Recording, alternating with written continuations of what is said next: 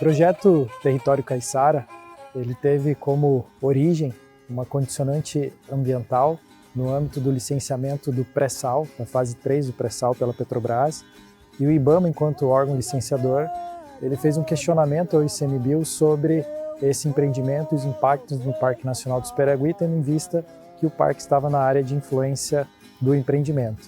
E o ICMBio, quando ele se manifesta, ele traz como uma demanda histórica para o território o reconhecimento do direito dos pescadores artesanais em relação ao seu território.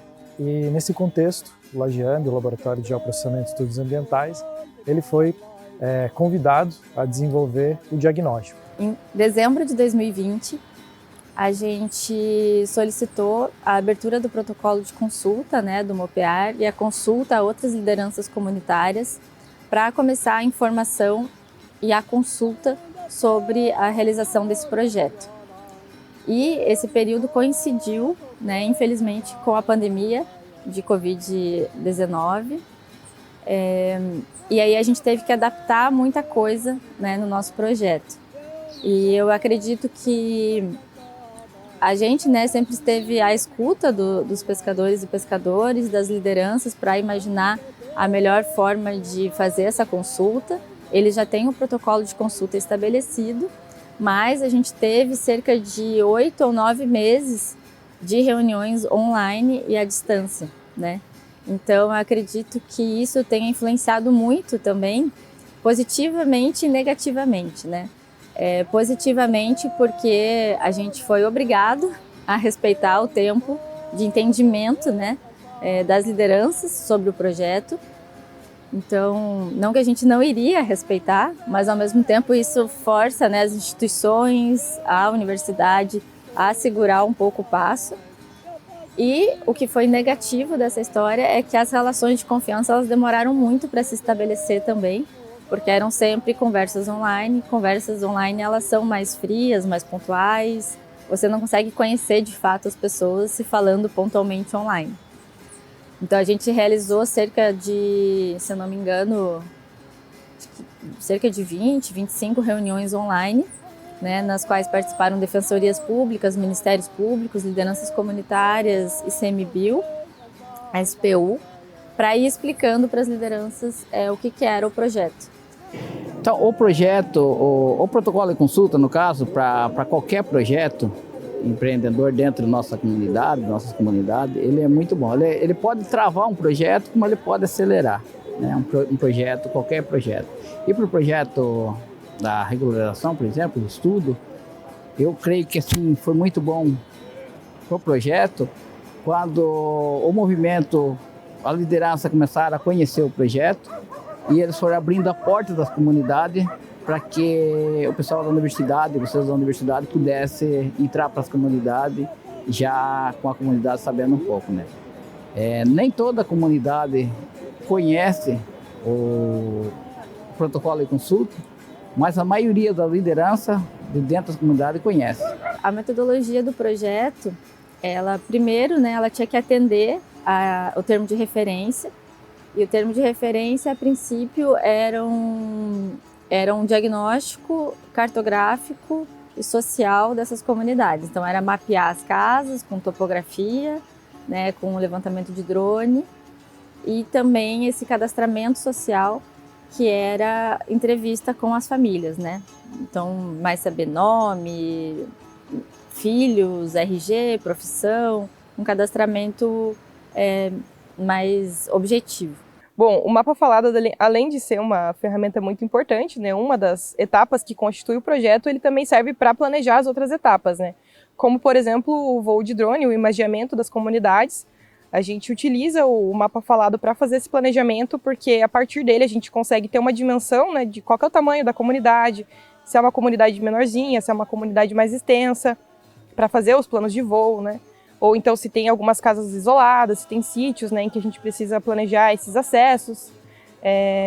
Então, ajuda bastante nessa questão e também nos ajuda no planejamento da etapa de escuta às famílias, Porque como no mapa falado, a gente reúne os moradores e eles vão autodescrevendo, sua comunidade, as famílias que ocupam as casas, enfim, que são os donos, de todas as edificações e benfeitorias, a gente consegue dimensionar a quantidade de trabalho que a gente vai ter na etapa de escutas, né? Quantas famílias a gente vai ter que entrevistar, né? Quantos são de fato moradores e ocupantes do território, ou quantos são turistas, né? E que não moram aqui.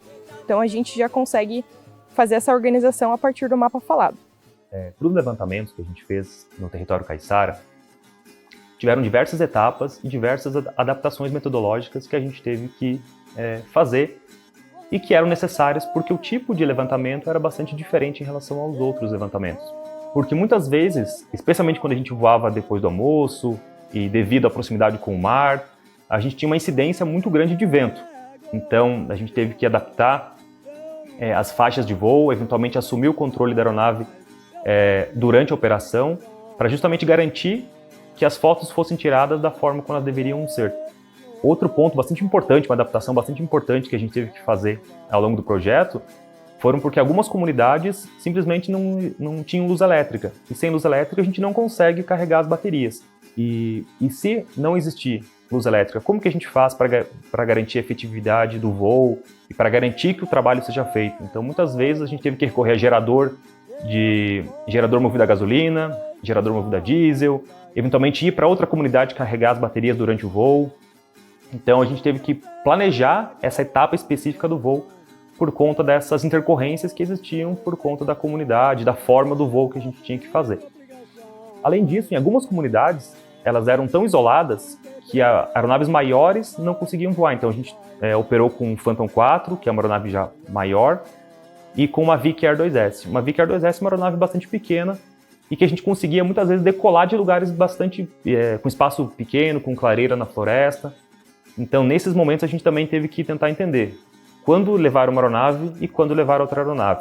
A etapa do Escutas Famílias é uma etapa bastante central no projeto Território Caiçara e ela depende muito das etapas anteriores, principalmente o mapa falado, o mapeamento participativo do mapa falado, onde a gente entende de quem são aquelas edificações, quais são os tipos daquela edificação. E também o imageamento de drone, onde a gente consegue organizar a nossa ida em cada uma das casas dos moradores. A partir daí, a nossa equipe, sempre em dupla, com 2 ouvintes, o ouvinte 1, que é responsável por conduzir a entrevista, fazer as perguntas e abrir diálogo com as famílias, e o ouvinte 2, que é responsável por fazer todas as anotações necessárias para registrar aquele encontro. Essa conversa, essa escuta tem o objetivo de entender um pouco o histórico daquela família naquela comunidade, quando que ela chegou, se ela é dali, se ela vive e trabalha por ali, e também com o território mais amplo, com outras comunidades, com outras ilhas, com outros espaços ali ao redor daquela comunidade. Por mais que o Parque Nacional do Superagui e algumas comunidades tenham sido estudadas, a gente tinha pouco dado primário sobre a história das famílias, sobre a história das famílias, a história dessa ocupação, e é isso que fundamenta todo o direito, né, das comunidades, e também é isso que recupera, talvez, uma dignidade que eles acreditavam, de certa forma, ter sido perdida, né? Porque quando você perde a história, a sua própria história, e ela vai ficando no passado, e tudo que você fazia no passado passa a ser proibido, você desvaloriza a sua própria história. A nossa pesquisa ela se desenvolve através de 2 frentes principais, que é o levantamento genealógico, que é, de fato, construir as árvores genealógicas de cada uma das comunidades que estão participando do projeto e o registro histórico de cada uma dessas comunidades. E o modo como a gente está fazendo cada uma dessas etapas também se desenvolve a partir de, digamos que, 2 frentes.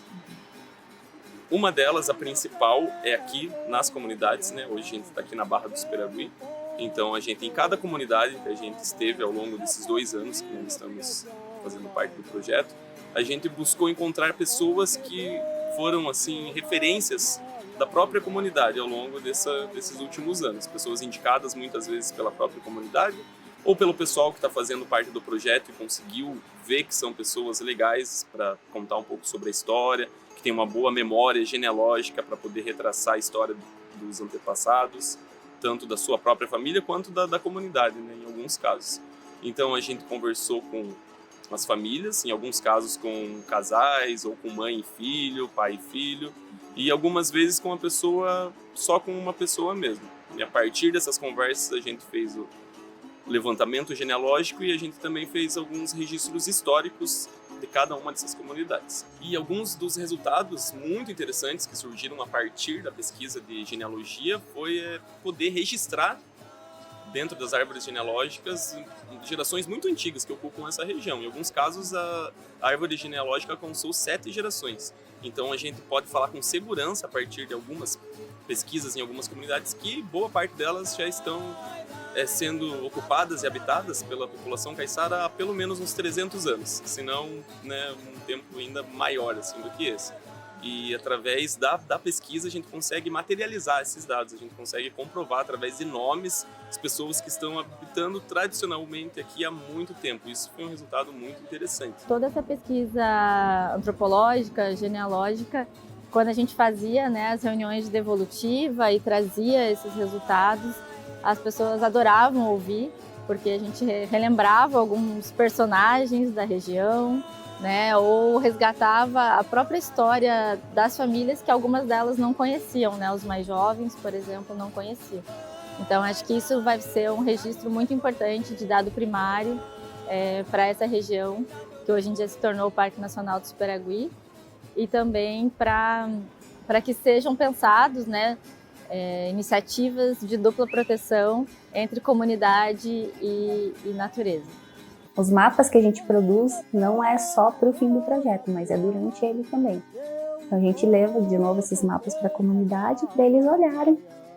E essa parte é muito legal, assim, porque as pessoas elas se identificam ali, sabe? É bem legal, elas adoram ver os mapas que a gente faz. E mais para o fim do projeto, essa parte do mapa ela não fica tão evidente no que eu faço, mas, por exemplo, eu pego todas essas informações e integro elas junto com as entrevistas. Então, eu sou a pessoa responsável por pegar tudo que a gente vê espacialmente e tudo que a equipe de socioeconômico foi entrevistar as famílias, e eu junto tudo isso para mais tarde isso ser colocado num banco de dados. Então, quando alguém clicar, por exemplo, na casinha de um morador, ela vai colocar o mouse em cima dessa casinha, que foi desenhada a partir de uma imagem de drone, de um levantamento, e junto disso já vai aparecer todas as informações daquela casa, daquela pessoa, das informações que as pessoas levantaram nas entrevistas. Então, o meu trabalho ele é muito assim de juntar tudo isso e deixar tudo redondinho para ser colocado num banco de dados para depois ser facilmente consultado. E nessa parte final, assim, a cartografia ela está sendo bem importante, porque é quando a gente junta as informações para além de entregar para as comunidades, colocar nos relatórios, né? Então, como o nosso estudo ele é principalmente fundiário, a nossa informação cartográfica ela é bem importante, né? Então, a cartografia nesse projeto é uma coisa que não poderia deixar de existir. A equipe de banco de dados, como geral, ela entra principalmente no pós-campo, pós-processamento, quando os dados já estão consolidados. E o que a gente faz no banco de dados é integrar esses dados. Então, a gente tem os dados das entrevistas, né, que o pessoal da equipe de socioeconomia levantou, e a gente tem os dados das edificações, né, das casas, das associações, e a gente faz esse vínculo entre as informações. Então, o resultado do banco, né, que é possível consultar depois, é a edificação com os dados do cadastramento, então essas informações já relacionadas. Durante o projeto a gente também prestou atenção em duas coisas, né, que uma é o comitê de ética para pesquisa, né, então a gente dentro do banco, né, e nas outras fases também a gente vinculou o projeto a isso, né, com todo esse cuidado, e também a LGPD, né, questões da Lei Geral de Proteção de Dados, isso principalmente na etapa do banco, né? Então, como a gente está trabalhando com alguns dados sensíveis, né, e outras informações que foi combinado com a comunidade, né, para serem privadas, né? Então, todo o desenvolvimento do banco, ele sempre se pautou muito nisso, de quais dados iam ficar, quais informações iam ficar abertas para as instituições que vão ser entregues os dados, quais a gente vai utilizar para pesquisa, né? Quais vão ser usados só para relatório. Então, a gente tem todas as informações do cadastro, né? Mas no banco a gente também faz essa tratativa, né? Então, acho que isso também agrega bastante quando a gente fala de inovação do projeto.